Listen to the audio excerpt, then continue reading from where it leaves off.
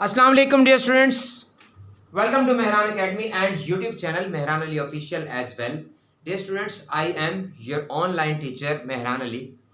और जी chapter number 3 जिसका टाइटल था डायनामिक्स, उसका आज हमारा टॉपिक है centripetal force. Dear students, centripetal force के बारे में आपको पता हो सबसे पहले इसकी डेफिनेशन यानी कि तारीफ के बारे में। जब भी आपसे पूछा जाएगा सेंट्रीपिटल फोर्स के बारे में तो आपने सबसे पहले मार्कर से हेडिंग देनी है, इस तरह से सेंट्रीपिटल फोर्स हेडिंग साइन लाजमन अप्लाई करना है और उसके बाद आपने बतानी है तारीफ। तो जी सेंट्रीपिटल फोर्स क्या होती है? ऐसी फोर्स जो किसी जिस्म को दायरे में घूमने पर मजबूर करती है, जो किसी जिस्म को सर्कुलर मोशन में बाउंड रहने पर मजबूर करती है, सर्कुलर पाथ में गर्दिश करने पर मजबूर करती है, उसको हम बोलते हैं सेंट्रीपिटल फोर्स। तारीफ क्या है कि the force which compels a body to move in a circular path is called centripetal force. The force which compels a body to move in a circular path is called centripetal force. यानी कि ऐसी force जो किसी जिस्म को दायरे में घूमने पर मजबूर करती है, दायरवी रास्ते में घूमने पर मजबूर करती है, सेंट्रीपिटल फोर्स कहलाती है। उसके बाद ये स्टूडेंट्स आपने मार्कर से हेडिंग देनी है फार्मूला और फिर आपने लिख देना है फार्मूला। तो जी याद रखिएगा सेंट्रीपिटल फोर्स का डियर स्टूडेंट्स फार्मूला क्या होता है। सेंट्रीपिटल फोर्स का फार्मूला होता है जी F C equals to M V square over R. Dear students याद रखिएगा सेंट्रीपिटल फोर्स का सिंबल होता है F C means centripetal and F stands for force और equals to mv square over r. m stands for mass of the object, v square means square of the speed of the object या square of the velocity of the object और r means radius of the circular path in which body is moving। यानी वो circle, वो circular path, वो दायरवी रास्ता जिसमें कोई body चल रहा है, गर्दिश कर रहा है, घूम रहा है दायरे में, उसका जो रेडियस होता है उसको स्मॉल आर से रिप्रेजेंट किया जाता है। उसके बाद जी आपने मार्कर से हेडिंग देनी है डिपेंडेंस की और डिपेंडेंस की हेडिंग देने के बाद आपने बताना है कि it depends upon three factors और वो फैक्टर्स क्या हैं फिर आपने बताना है कि जी विच आर दीज, जो कि दर्ज झैल हैं। कौन कौन से फैक्टर्स हैं? सबसे पहले आपने बताना है एम और ब्रैकेट में आपने लिख देना है मैस ऑफ द बॉडी या मैस ऑफ द ऑब्जेक्ट। उसके बाद जी V square means square of the speed of the body, यानी कि बॉडी की स्पीड का स्क्वायर। उसके बाद R stands for radius of the circular path. ये जी डिपेंडेंस यानी कि इन्हसार हुआ कंप्लीट। याद रखिएगा सेंट्रीपिटल फोर्स का इन्हसार तीन अवामिल पर होता है जो कि दर्ज झैल हैं M, V square and R. उसके बाद फिर आपने हेडिंग देनी है मार्कर से सिंबल की और आपने बताना है कि it is denoted by F C stands for centripetal, F stands for force.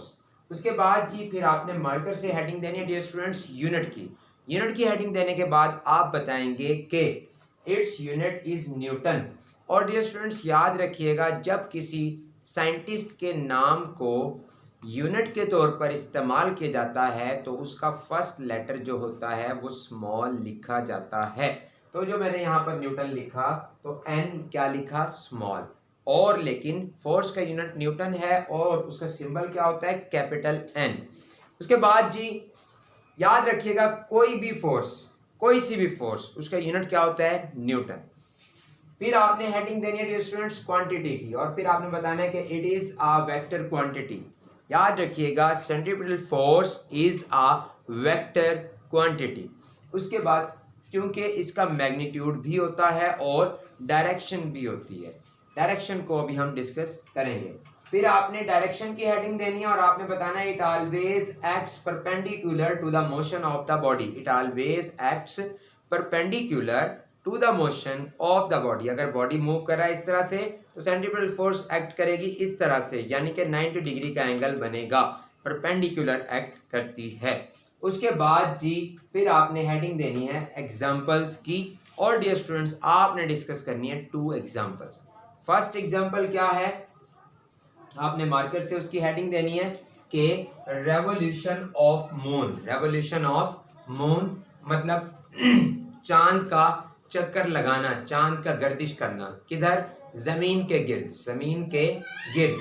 फिर आपने बताना है कि moon revolves around the earth, moon revolves around the earth, centripetal force needed to do so is provided by the gravitational pull of the earth. याद रखिएगा, चांद जमीन के गिर्द चक्कर लगाता है और चांद को उस दायरे में बाउंड रहने के लिए सेंट्रीपिटल फोर्स जो प्रोवाइड करती है वो ज़मीन की ग्रेविटेशनल पुल, ज़मीन की ग्रेविटेशनल अट्रैक्शन, ग्रेविटेशनल खिंचाव जो होता है वो चांद को मजबूर कर देता है कि वो ज़मीन के गिर्द चक्कर लगाता रहे।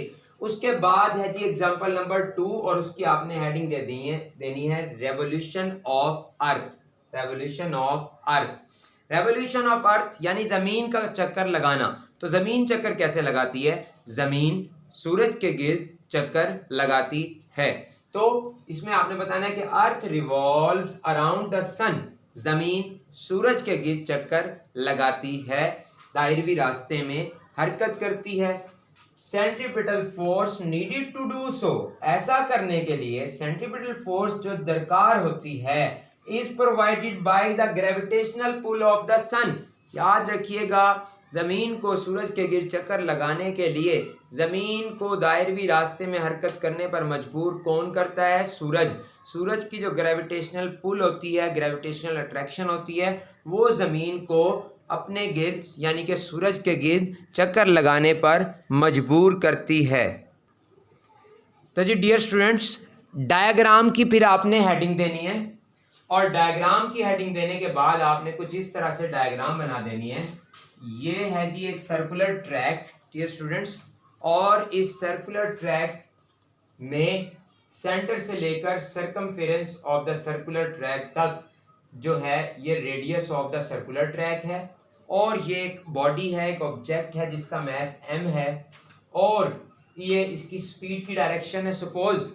तो सेंट्रीपिटल फोर्स इसके साथ कैसे एक्ट करती है? 90 डिग्री का एंगल बनाती है इस तरह से। ये जो हमने डायरेक्शन वाले पॉइंट में डिस्कस किया था कि it always acts perpendicular to the direction of the motion of the body, यानी कि जब बॉडी मूव कर रहा होता है तो उसके परपेंडिकुलरली एक्ट करती है, यानी कि इस बॉडी की कोशिश है कि मैं ऐसे चला जाऊं टेंजेंशियली, लेकिन सेंट्रीपिटल फोर्स इसको इस तरफ खींचती है तो ये बाउंड हो जाता है।